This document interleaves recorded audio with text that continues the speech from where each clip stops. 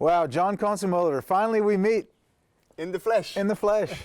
We're here in Aalsmeer, Yes. Holland, Yes. right? Netherlands, yes. Yeah, right just outside of Amsterdam. Yeah, half an hour. Yeah.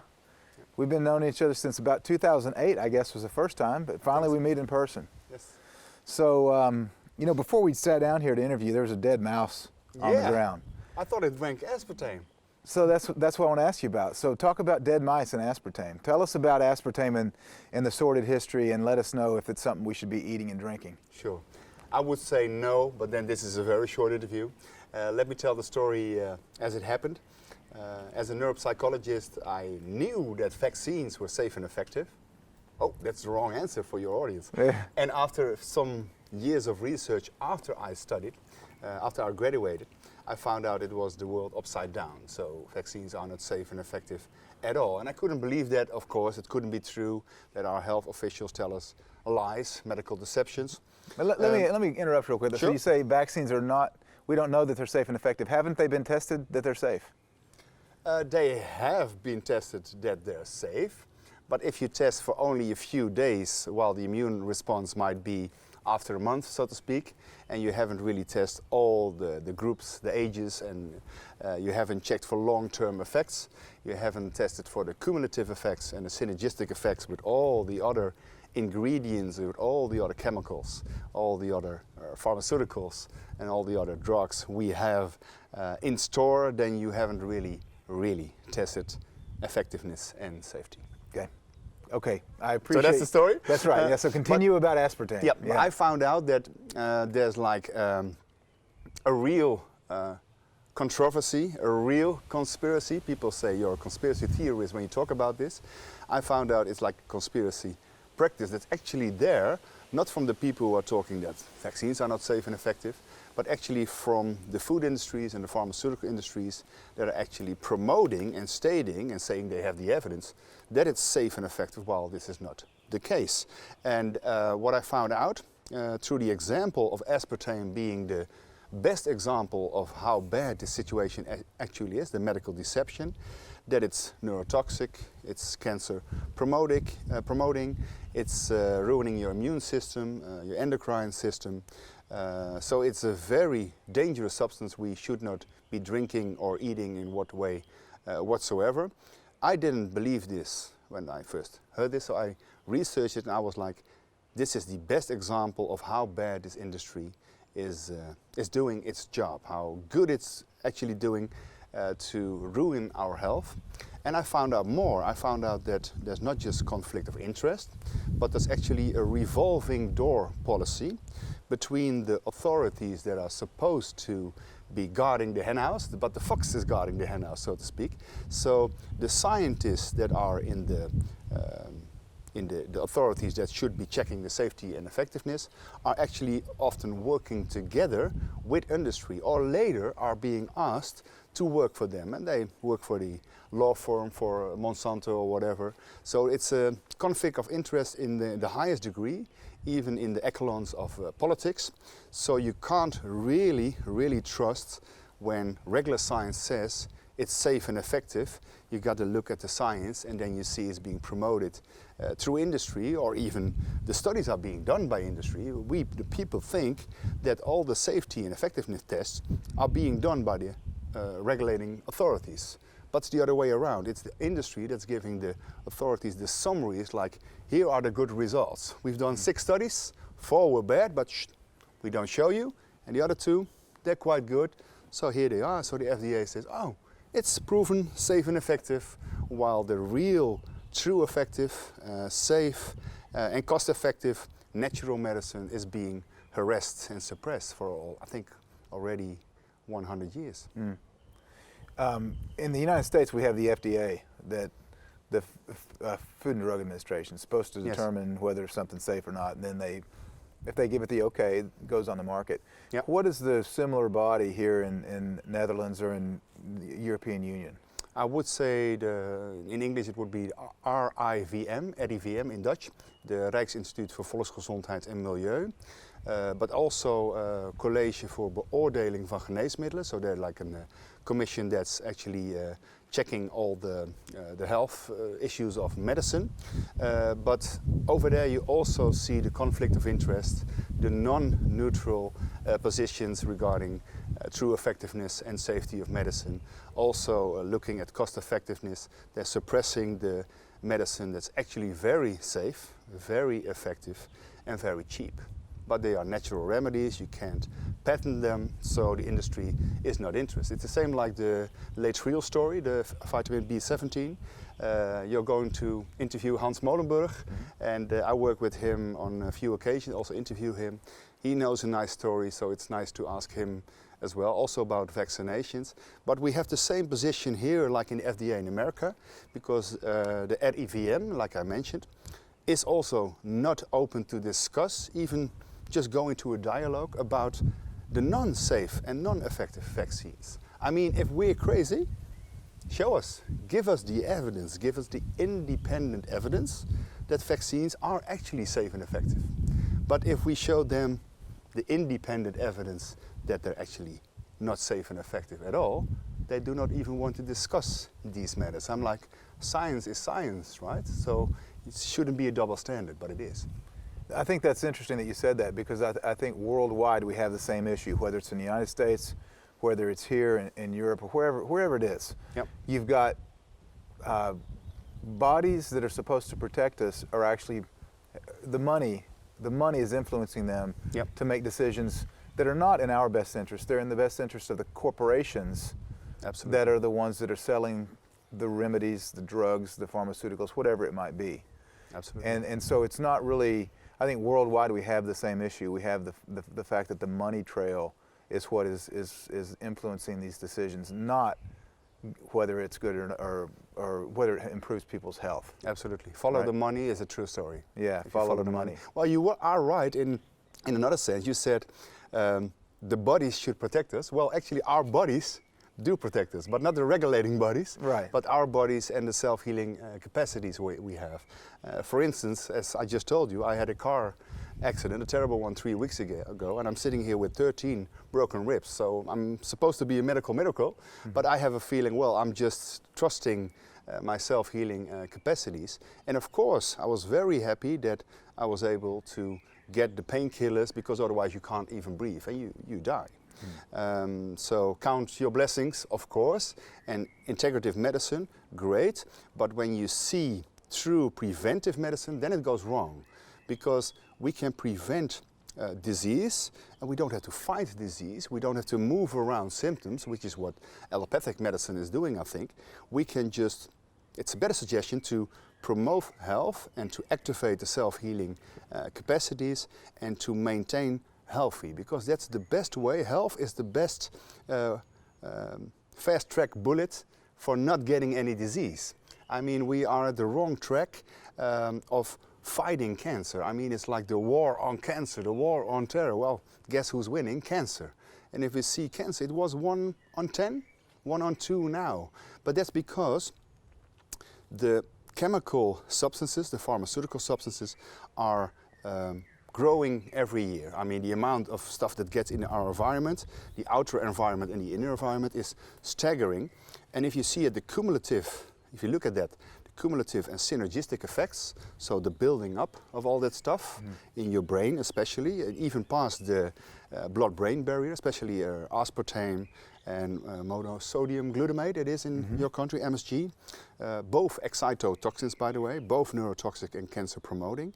If you look at that these things are in like 8,000 to 10,000 products, from light drinks to health foods, even vitamins sometimes contain them, chewing gum.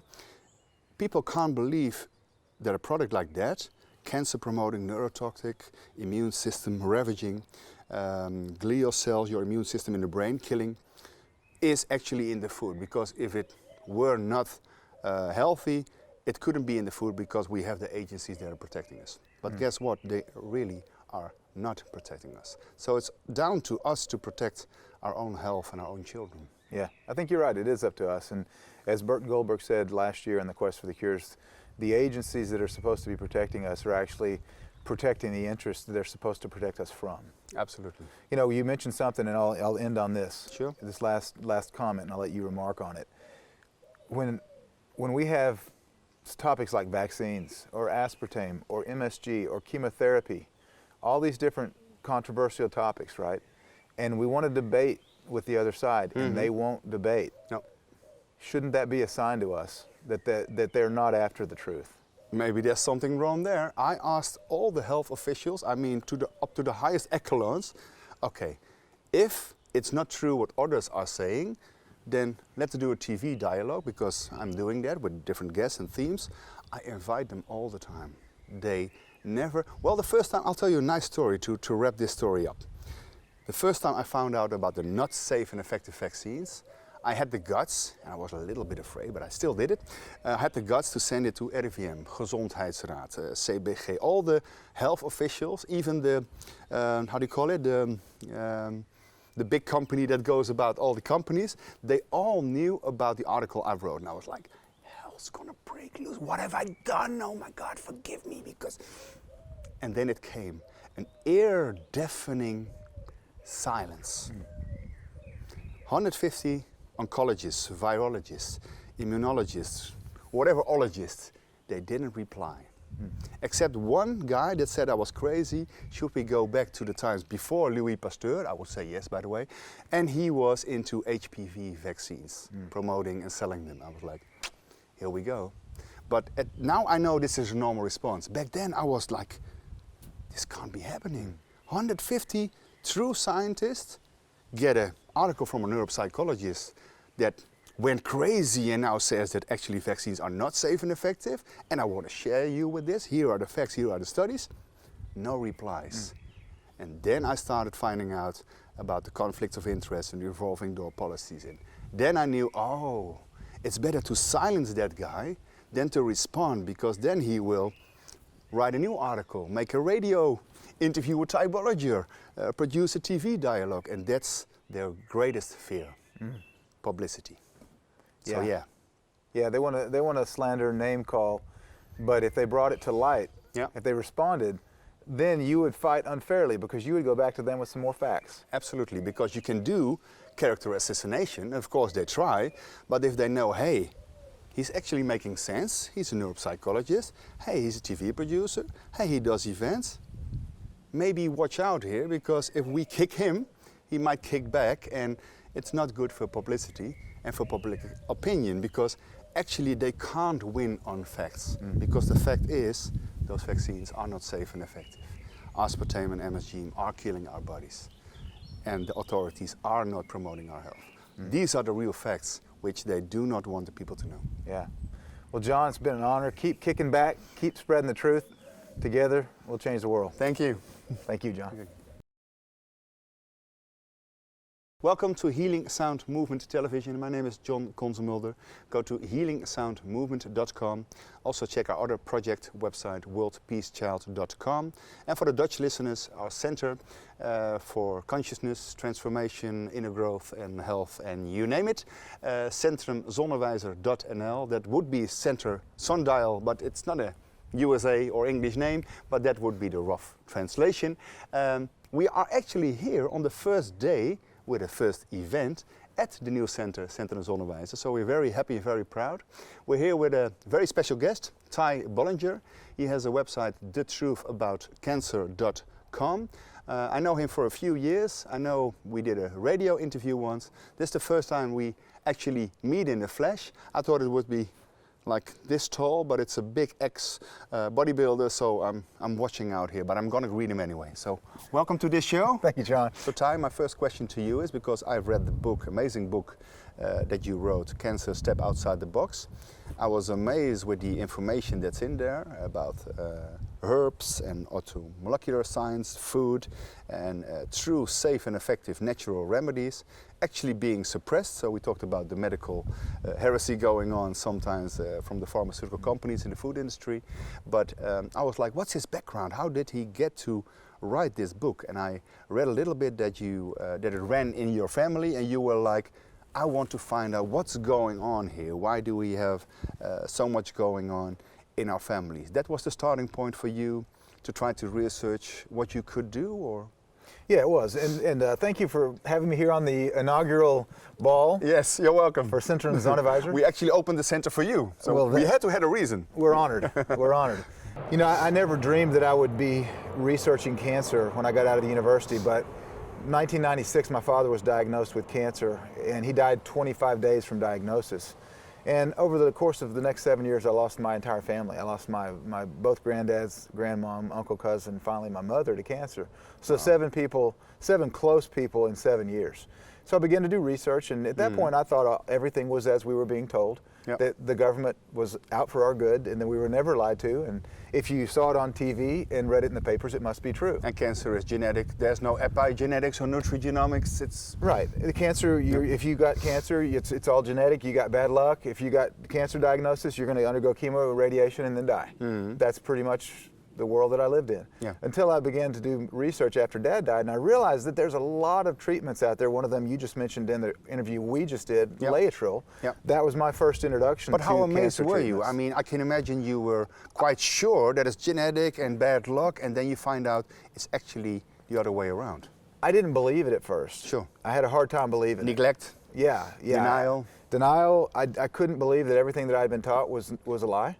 And but then as I began to realize that it was true that we were being lied to, it was true that there were treatments for cancer that were being suppressed, then I got angry. Yeah, of course. Right? And one of the things that I'll share tonight and when I speak here is if people say that's a conspiracy, that there's no such thing as suppressed cancer treatments. Well, the United States Senate convened in 1953, and they determined that there was a conspiracy to suppress cancer treatments at that time. There's also a conspiracy at Schiphol, by the way. They told me that if we do interviews, they will send more planes. I'm just sending the people this so we can continue and have a laugh about this, and hopefully I'm slow enough to speak in a very coherent way that after this sentence we can just continue and I don't have to say cut again. Was that okay, guys? That was good. Or was it still cuttable? Otherwise we continue. I think there is a conspiracy to suppress what we're saying here. But the bottom line is it's not a conspiracy. The U.S. Senate concluded there was a conspiracy to suppress cancer treatments. It's a conspiracy fact. It's a fact. It's not a theory. It's a fact. And so it got me angry. It got me to do more research. And over the years, before my mom died, I had a lot of information that I put together, and I decided I needed to put it into a book. And that's why I published my book in 2006. Yes. I think it was 2008 that we did our first interview in 2008. Yeah, I think so. So it's been 7 years that we've known each other via Skype and on the internet. So pleasure to finally meet you and be able to share this with you on the TV show. I think that most people, they probably today that are watching this, they have kind of what I call the no way factor. Right? That there's no way that this could be true if they didn't learn this from their doctor. There's no way this could be true if they didn't hear it. I call it the biology of denial. The shutters go down. That's exactly what it is. They can't believe that this is true if the media doesn't cover it, if their doctor doesn't tell it to them, if it's not in all the newspapers, in the magazines, that there's no way it's true. The fact of the matter is, it is true. The fact of the matter is there are hundreds of different ways to treat cancer naturally that are much more effective than the chemo and radiation and the surgery, what we call cut, poison, and burn in the United States. But they're not well known. And so that's our mission now. That's why I'm here with my camera team to film the Truth About Cancer series, the Global Quest. And you're going to be in it. And we just talked about aspartame. But that's our mission, is to inform people so they can make an educated decision. And like I've said many times, somebody gets cancer and they want to go chemotherapy or radiation or surgery, a combination of those three. God bless them. I hope they do well. Sure, it's a personal choice. It's their choice. The issue that we really have, that we're fighting against, is this medical tyranny that says you don't have a choice. You can't use herbs. You can't use supplements. You can't change your diet, use food. You must do what you're told with chemo, radiation, surgery. And that's really what we're fighting against. And there's a conspiracy. That's in planes. That's in planes. In plain sight, as they say. But we just continue. It's fine. Hidden in plain sight. All sight. the camera guys are looking. No, but we just continue because we don't mind. It's our time, so it's all fine. Talking about you mentioned education, but your mission. I believe there are 3 E's in your mission. Education, and that's 2 other words. Can you elaborate? Educate, eradicate, and expose. So we want to educate about what cancer really is and how to treat it. We want to eventually eradicate cancer, and we want to expose the fraud that's going on now to keep people from real cancer treatments. We want to expose the lies that we're being told. So that's our threefold mission. Talking about the fraud, because we talked about science and the double standard, the corruption, the conflict of interest, all fine. What about the media? I mean, if people have this biology of denial, it can be true, the no way factor. How important is the public information, the deception? Because if you manipulate the public opinion, you can profile whatever you want, and it's like a big sellout, like, oh, it's safe and effective, oh, I told you, and we're done. But the same people would look at the TV and say, oh, it's not safe and effective. Oh, at least now I know. You know, I mean, masses of people, millions of people, still believe the big lie. So how important is to get to the media, the work we're doing, but also regular media, to change this picture? Well, that's a great question, because I think that what we would call the mainstream media is not really that mainstream anymore. And they're not credible anymore. And many people that I meet, especially over the last 10 years, they don't believe the mainstream media anymore. I'm laughing because the camera guys are laughing because there's another plane coming. Another plane. Just continue. Yeah, well, I'm going to keep talking about it. Yeah. They can't silence us. But we make jokes in between. Haven't you noticed?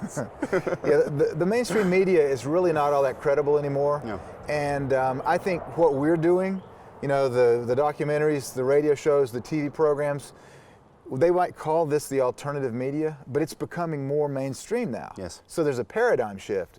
Yes. And the mainstream that used to be thought of is God, right? God's voice. Yep. If the media says it, it's true. They've lost credibility, and people understand there's something that resonates in them, that they realize they're not being told the truth. Now maybe they haven't put their finger on it yet, but when they're exposed to the information that we share, that you share, the TV shows, the documentaries, the radio programs, something resonates with many people, and people are waking up. And so that's why there's such a concerted effort now, I believe, to discredit people like us, to silence us, to call us quacks or whatever it might be, to discredit, because it does resonate with people. And they can't do it with facts because they don't have. They can't do it with facts, so they have to assassinate character. Yeah. And that's what they try to do. If, and we have time, but if we have short time, only a few minutes, and you would, let's not call it try to convince someone, because that's very hard to do in a few minutes, but let me say just pinpoint the highlights of what people need to know about the truth about cancer. What would be the main things coming up in your mind? Yeah, great question. So cancer is it's a disease of a compromised immune system. And here we go. They're going to get us, but they're not going to. They may delay us, They but they're only not going do to it when stop you us. say essential stuff. So what kind of joke can we make now? Whoa, it's really low. Look, new that efforts. is. Are they going to bomb our building? That was a blue. That was a blue aircraft. I thought it was black and it said military. You never know. So It's here, a conspiracy thought I was having. Sorry. that was conspiracy reality. Yeah. So this is the facts of it. These are the facts about cancer. Cancer is a disease that results from an immune system that's compromised. Okay, every oncologist knows this. You won't get much debate there. Sure. Cancer is treated with three main treatments worldwide: chemotherapy, radiation, and surgery. Chemotherapy causes cancer. Every oncologist knows this. It's on the package inserts that it may cause secondary And cancers. the mammograms. Radiation causes cancer. Every oncologist knows this. Yep. They both destroy the immune system. Every doctor knows this. So worldwide, we treat a disease of a compromised immune system with radiation and chemotherapy that further compromise the immune system and actually cause secondary cancers. So the truth about cancer is that we're living in medical insanity.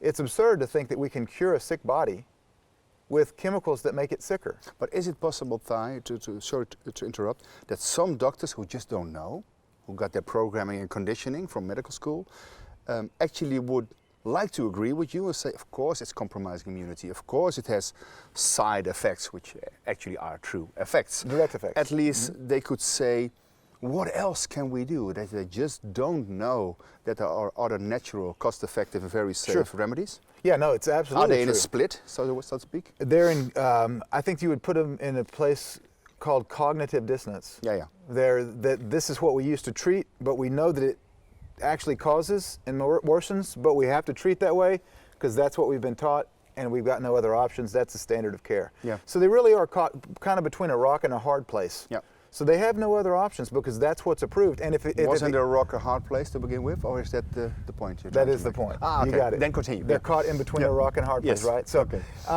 I think that they have a hard time believing also the no way factor kicks in with doctors. Yes. They have a hard time believing that they went through a decade of school and were never taught these things. So it's very difficult for them. But they also realize, and I really believe that most oncologists, most doctors are good people. They got in it for the right reasons, but they just don't really understand how to treat cancer. So that's why we're educating. We're trying to put these documentaries together in such a way that we can educate the public.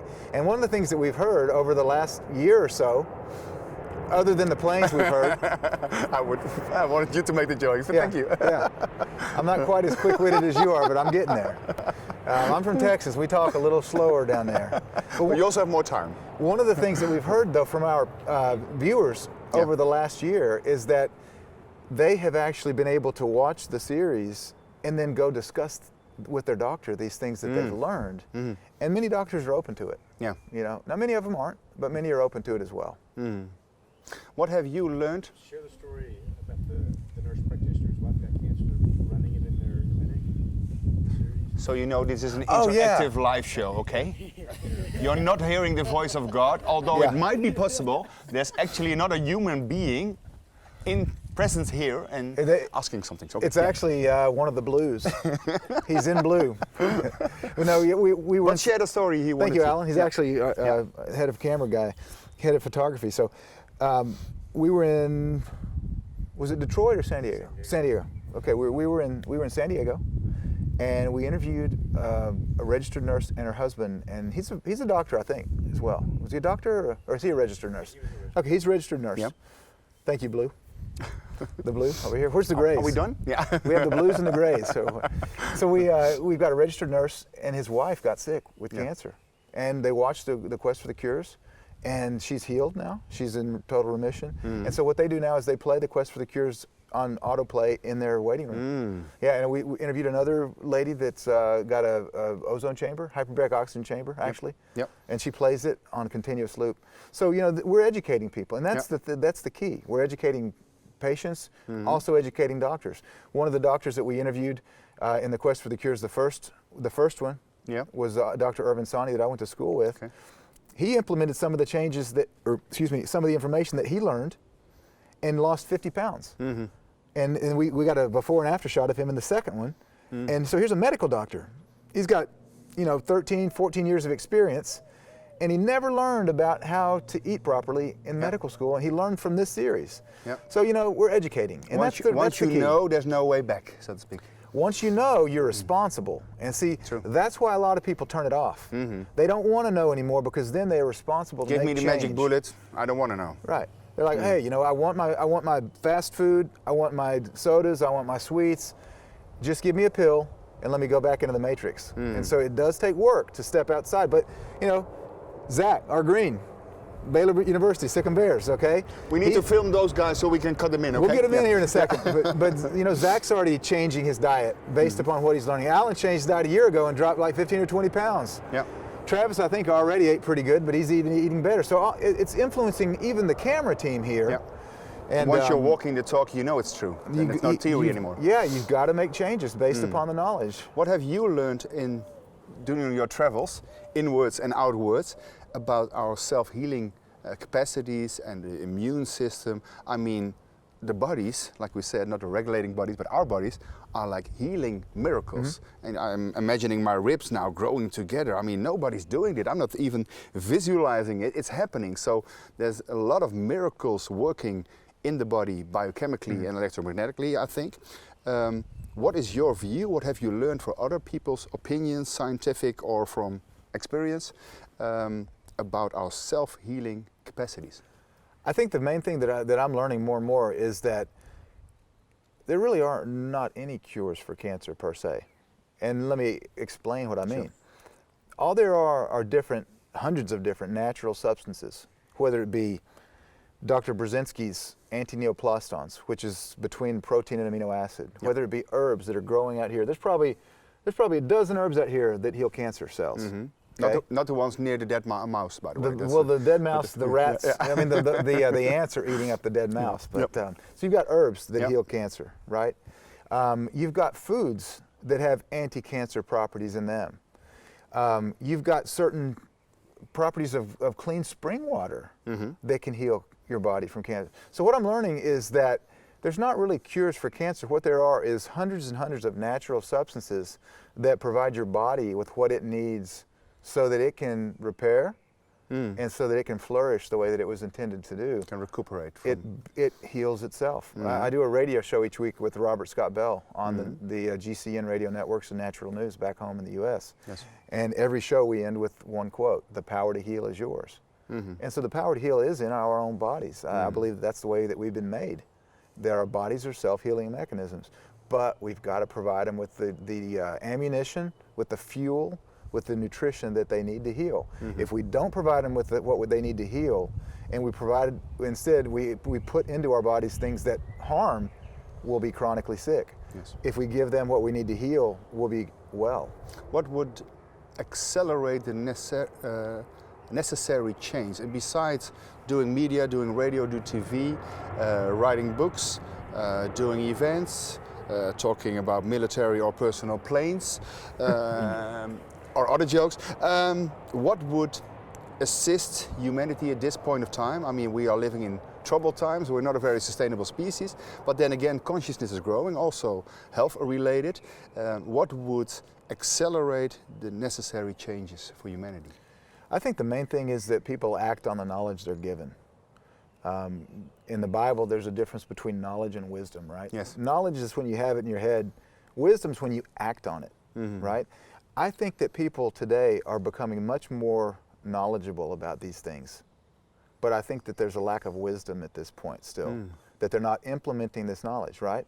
So we have people that know that GMOs cause cancer and are bad. They know that aspartame's bad. They know that the electromagnetic fields are bad. They know that the government's lying to them about many things, but they don't stand up to them. They don't quit eating their foods. They don't quit drinking the drinks with aspartame. They don't stop their GMOs. So I think that the main thing that I would see is important for this shift to continue is for people to actually act on that knowledge. And you know, we've talked about the way that money rules, right? The decisions are made based on money. Speak with your pocketbook, especially in the United States. The right choices. Make the right choices. You know, we just came over from Riga, Latvia. They don't even have genetically modified foods there. They kicked them out. They won't buy their products. So can you imagine what would happen if 200 million Americans stopped buying anything that had genetically modified foods in it? Monsanto would collapse. You leave them powerless. They have no power because the money is still what's driving. And so that's what I think will continue this, is if people will take this knowledge that everyone's getting and actually act on it, we could collapse these companies that are trying to take over and poison us. You just mentioned a quote from the Bible. I have another one. I don't know the Bible by heart, but I like this one. In the kingdom of heaven, nothing is broken. Is that something that you could relate to regarding the fight against cancer? I would say the support for health. Yeah, I mean, sure. But I think what I would get out of that is our bodies are they're holistic mechanisms, and so I think that what oncologists do, or what typical cancer doctors do, is they'll look at, you have a tumor, and they'll just cut it out, but they don't look at the body as a whole that needs to work together. If we have this holistic approach, I think that we're going to have ultimate health here, because we look at the body as something that works together, all these different parts working together. Instead of just one broken part which they cut off. The body works as a whole. So not a reductionistic and mechanistic view, but an integrative, holistic.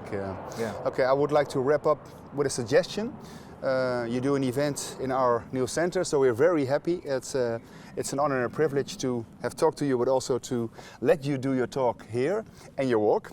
But next time I would suggest your talk is going to be about planes, and we do the interview inside. What about that? That sounds good. Sounds good? That sounds good. Okay. As long as we don't do an interview about planes, trains, and automobiles, which is a very popular American movie. I know. I want to end with this quote. Thank good. you, guys. Mr. Orange, Mr. Green, Mr. Blue, and Mrs. Yellow. Get out here, guys. And the guy who brought the tea. Because after out the here, cut, look, check out the all of a whole- sudden there was tea. Audiovisual team here. You see, they're real. There's the blue. In the middle. Kom erbij. Zet hem breed en kom erbij. So these are the guys from America. And this is the female side from the Netherlands. Yeah. Okay, it's a wrap. Cool. Thank you guys. That was nice.